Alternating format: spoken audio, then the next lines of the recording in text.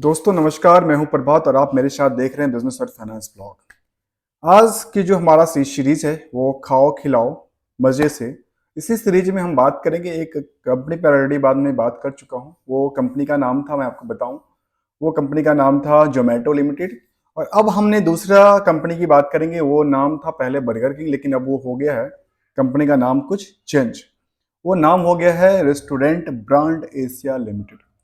अब इसके ऊपर हम बात करेंगे आज, क्या है इसका मूड, क्योंकि एक कंपनी जो कि जोमेटो लिमिटेड थी, हमने उसके ऊपर जब बनाया, स्टडी किया, उसमें करीब करीब 5% के आसपास की ग्रो लेवल थी आज के ट्रेडिंग सेशंस में। लेकिन यहाँ उसके उल्टा है, यहाँ पे 3% के आसपास की गिरावट देखने को मिली है। अब दोनों में क्या हुआ है, अब वो जोमेटो जो थी, जोमेटो सर्विस प्रोवाइड करती है। बेसिकली वो प्लेटफॉर्म है जहाँ पे लोग फूड्स के लिए डालते हैं, अपने फूड्स सेल आउट करने के लिए या खरीदने के लिए। एक तो उस तरह की चीजें हैं जहाँ वो प्लेटफॉर्म प्रोवाइड करते हैं, same as the Flipkart, Amazon and the Meesho etcetera. यहाँ जो बर्गर किंग वाली ब्रांड थी, रेस्टोरेंट ब्रांड्स एशिया लिमिटेड, अब ये जो है ये क्या करती है, ये प्रोडक्ट्स बनाती है और इसकी शॉप्स हैं और बेचती है। इनके साथ तीनों चीज इंक्लूडिंग होता है। ये ऑनलाइन भी अवेलेबल है, ऑफलाइन स्टोर्स भी हैं, और ये बनाती भी है, मैन्युफैक्चरिंग भी है। और तो हम जानने का प्रयास करते हैं क्या इसका स्टॉक क्या क्या है मूड मार्केट रिकॉर्डिंग। इसीलिए हमने इसका सीरीज का नाम देखा है, जो कि खाने पीने वाली चीजें जो बनाती है कंपनियां, खास के उसके ऊपर बनाता हूँ, जहाँ पे इसके रेट का एनालिसिस करता हूँ। इसका जो रेट निकल गया लास्ट, 102 रुपए का रेट निकल गया, जो कि 3% गिरावट के बाद हुआ। अब जानने के प्रयास करते हैं क्या है इसका टोटल 52 हाई की, 52 लो की, और क्या इसका जो रेंज है स्टॉक की वो किस तरह से मूवमेंट करती है। तो इस दौरान इसकी जो 52 हाई की बात करेंगे तो 52 हाई इसका है 137 का, 137 रुपए का इसका 52 हाई है। जबकि 52 लो की बात करूंगा तो ये 83 रुपए के आसपास है। आज के दिन में ट्रेडिंग में 102 के आसपास ट्रेड हो रहा है, अर्थात ये ऊपरी सतह के आसपास से थोड़ा सा लुढ़क के और 83 से ऊपर चढ़ के, अर्थात मिड एक एवरेज बना के रखा हुआ है 100 रुपए के आसपास का। क्योंकि इसमें आप 20 रुपए ऐड करते हो 83 के ऊपर तो 102 रुपए के आसपास आता है।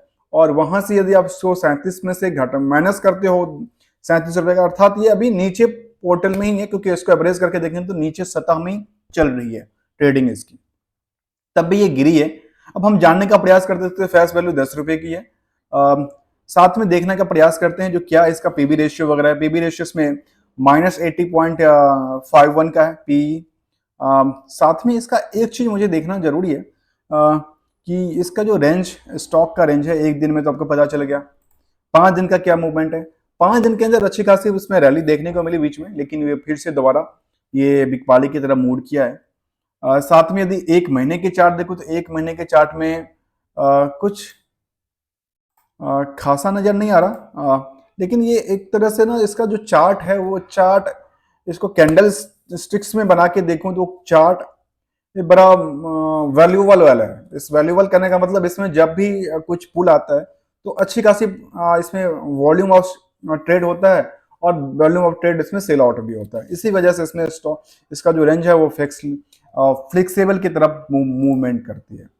यदि ओवरऑल 3 महीने की चार्ट देखें तो 3 महीने के चार्ट में ऐसा कई बार ऐसा मूवमेंट किया है जहां पे इसने नीचे गिरने के बाद इसने वी शेप में थोड़ा सा स्टेबल होने का प्रयास किया है स्टॉक।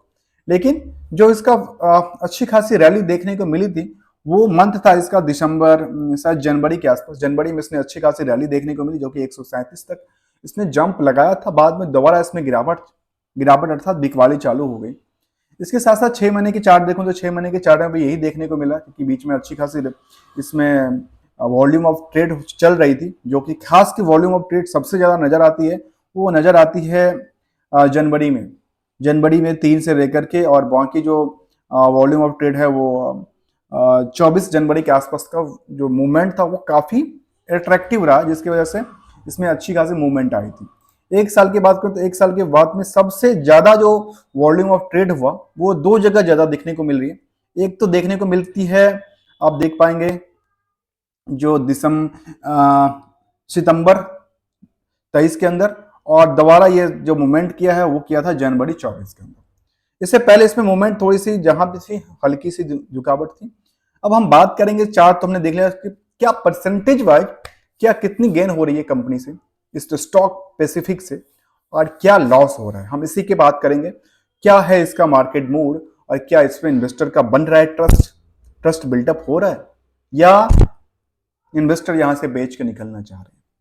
चलते हैं इसी में और जानने का प्रयास करते हैं इसका नेक्स्ट कहती है, जो इसमें शेयर होल्डिंग मीटिंग हुई थी अभी 18 तारीख को, इसने अपडेट किया हुआ था, आउटकम आई थी इसमें पोस्टल बैलेट के थ्रू। ये इसको हम नहीं पढ़ेंगे, आगे इसमें नहीं देखते, हम सीधे देखेंगे इसका जो मेन फोकस है हमारा वो एक कॉर्पोरेट एक्शन के अंदर। कॉर्पोरेट एक्शन में कोई भी ऐसा मूवमेंट नहीं देखने को मिला जहां पर इसने कुछ डिविडेंड दिया हो, कुछ बोनस दिया हो, कुछ ऐसा कुछ भी नहीं है। तो उसके स्टॉक्स परफॉर्मेंस अच्छी से नहीं कर पाती।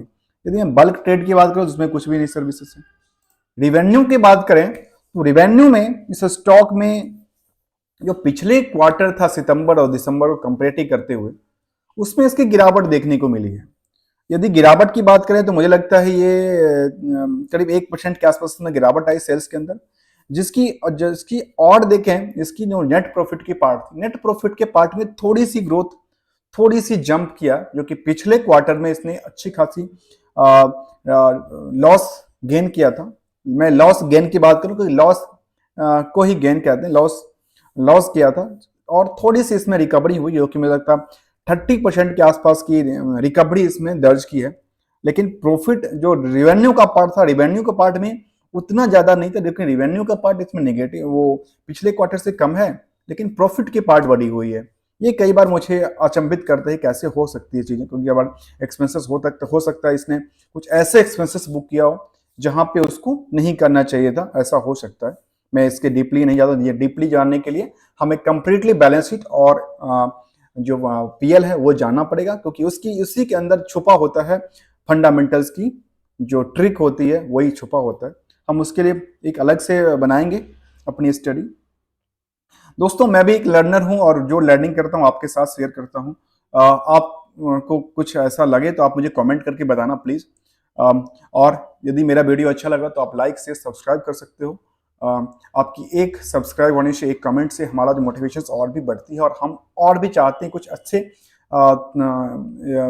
स्टॉक्स के ऊपर, और अच्छे स्टॉक चलते हैं, जो नहीं चलते हैं, ट्रेंडिंग में होता है, नहीं होता है, हम सबको थोड़ा सा खुद समझने का प्रयास करते हैं और आपके साथ रखने का प्रयास करते हैं।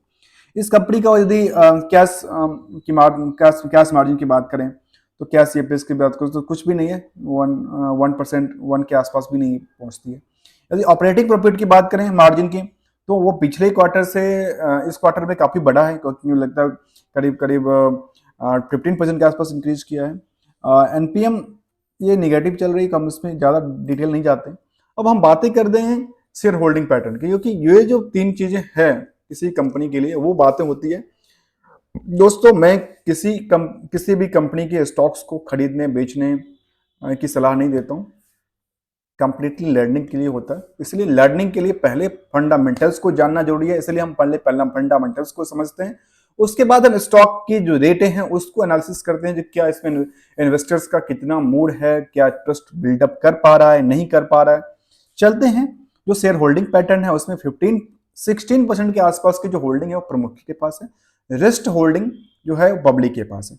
हम ये भी जानने का प्रयास करेंगे जो पब्लिक के पास जो होल्डिंग है उसमें से कितनी % ऐसी होल्डिंग है जो कि पब्लिक वाला पार्ट फॉरेन इंस्टीट्यूशनल इन्वेस्टर के है, या डीआई के पास रखा है, या एक छोटे इन्वेस्टर जो खाने पीने वाले, जैसे हम एग्जाम्पल के तौर पे यदि आप बर्गर किंग या किसी रेस्टोरेंट जाते हो तो आप क्या उस कंपनी के शेयर्स में कितना इंटरेस्टेड होते हो, उसकी सर्विसेज के बेसिस पे, उसकी फैसिलिटी के बेसिस पे, या उसकी रेवेन्यू के बेसिस पे।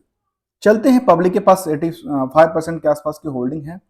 अब हम बातें करेंगे एनालिसिस में बातें करेंगे किसका, स्टॉक मार्केट, जिसमें मार्केट की कंप्लीटली स्ट्रेटजी होती है, जो मार्केट में किस तरह से मूवमेंट करेगा, इन्वेस्टर का क्या मूड है, ट्रेडर का क्या मूड है, और ये जो मूड है वो टेंड करता है कहां से, फंडामेंटल्स ऑफ द कंपनी से, क्योंकि पहला फंडामेंटल्स होती है, उसके बाद मार्केट की मूड होती है। यहाँ पे मार्केट में जो होती है वो ट्रेडिंग पर्पस ज़्यादा होता है, इन्वेस्टमेंट पर्पस भी होता है। तो हम जान दोनों की पर्पस की बात कर रहे हैं। चलते हैं इस स्टॉक में, और स्टॉक में जब से लिस्टिंग हुआ है, मुझे याद है, मुझे भी ज़्यादा इसको डीपली नहीं बताऊंगा मैं अपने बारे में। ये स्टॉक की बात करें तो 3 साल के जो 3 साल पहले लिस्टिंग हुआ था, उसमें 3 साल के दौरान स्टॉक ने करीब 21-22% का इसमें डाउन साइड देखी है। अर्थात जो भी इन्वेस्टर्स या शेयर होल्डर इस कंपनी में थे, उनकी पैसा कट गया है, उनके पॉकेट से पैसा कटा हुआ है 21-22% के आसपास। ऐसे ही 2 साल की बात करें तो 2 साल में जब कंपनी 2% जंप करती है तो इसका क्या महत्व है? कोई महत्व ही नहीं रह जाता, कुछ इंपॉर्टेंस ही नहीं है इसका। 1 साल के अंदर देखें तो 15-16% का जंप है। हाँ, यहाँ पे थोड़ी सी सेटिस्फैक्ट्री लगती है, जो ठीक है, कंपैरेटिवली यदि रिस्क लिया जाता है तो एफडी के कंपैरेटिव ये डबल हो जाती है, 16% के आसपास होती है। 6 महीने की बात करूं, ट्रेंडिंग इसका थोड़ा नेगेटिव साइड की ज्यादा दिख रही है मुझे। ट्रेंडिंग 6 महीने की बात करें तो 17%, 18% की गिरावट है स्टॉक के ऊपर। 3 महीने में देखेंगे तो 9% की गिरावट है। ऐसे ही इसको 1 महीने की चार्ट की बात करें तो 1 महीने में करीब 7% गिरावट है। मतलब ये डे बाय डे इस स्टॉक में ऐसे लगता है परफॉर्मेंस ऐसे है जो ये गिरने के मूड में ही है। लगता है जितने इन्वेस्टर बैठे हैं उनको लगता है आज स्टॉक्स में 2% इंक्रीज करेगा और हम बेच के निकलेंगे, ऐसे ही लगता है इसका मूड। इसके साथ साथ देखें तो इसमें 1 महीने के अंदर हमने बताया, साथ में 2 सप्ताह की बात करें, 2 सप्ताह में दोबारा ये स्टॉक्स ने 2% का जंप किया। 2 सप्ताह में 2% जंप किया, लेकिन 1 सप्ताह के अंदर इसको देखें जो एज पर डेटा है, 1 सप्ताह में इसमें 2% के आसपास गिरावट है, 1.87% की गिरावट है, और 2 सप्ताह में 2% की इसमें ग्रोथ जंप हुई थी। अब ये जो चीजें हैं उसका जो ट्रेंडिंग मोड दिख रहा है ना, वो आपको दिखेगा, इसीलिए हमने चार्ट शेयर किया था। इसका चार्ट का जो मूड है वो इसी तरह से मूवमेंट करता है। हम इसीलिए चलते हैं, एक हमारे पास हम एक वेबसाइट्स ओपन करते हैं जहाँ पे हम जो भी वेबसाइट्स है, जो भी डेटा से कैप्चर करते हैं, आपके सामने रखते हैं, आप उसको देख सकते हैं, कोई इशू नहीं है, क्योंकि हमारा कुछ इसमें टूल्स नहीं है, हम कुछ टूल्स पे काम नहीं करते।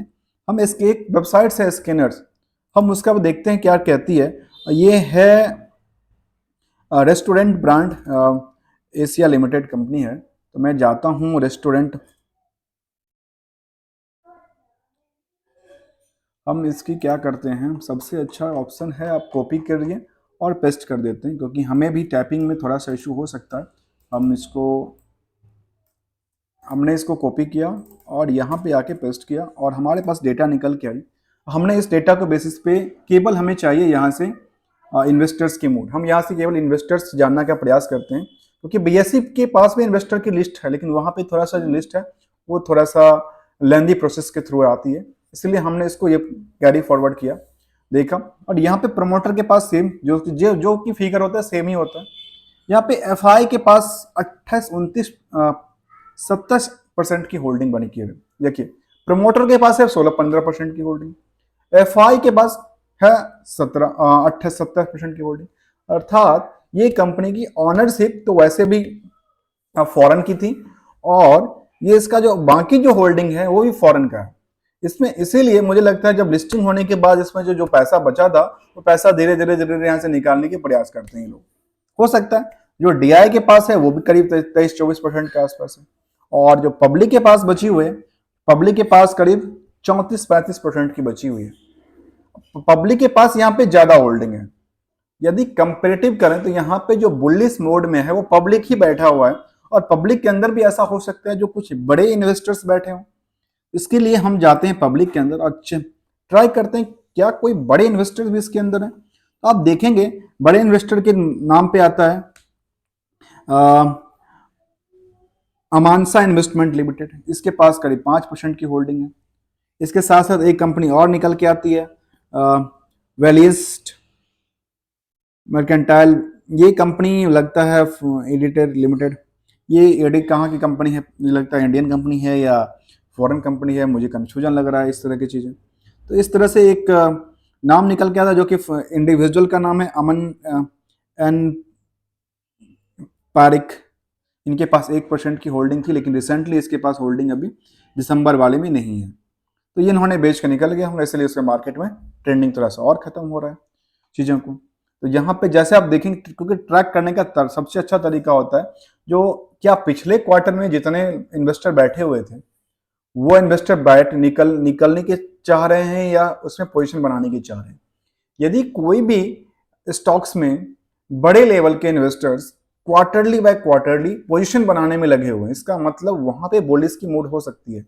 यदि वहां पे बेचने की फिराक में लगे हुए तो इसका मतलब है पब्लिक के पास ट्रांसफर हो जाएगा और वो अपनी प्रॉफिट पार्ट निकाल करके बैक टू बैक निकालने की प्रयास करते रहते हैं। दोबारा चलते हैं बीएससी के पोर्टल पर, और बीएससी के पोर्टल पे हमने ये डिस्कस किया और जानने का प्रयास किया जिसका जो टोटल एवरेज, और जबकि सेंसेक्स की बात करूं, सेंसेक्स में काफ़ी अच्छी खासी इसमें की वो देखने को मिली है, ग्रोथ मिली है, लेकिन इस स्टॉक के पटरी उसमें ग्रोथ नहीं मिली है। मेरा वीडियो अच्छा लगा तो आप लाइक शेयर सब्सक्राइब करना। Thank you so much for joining here.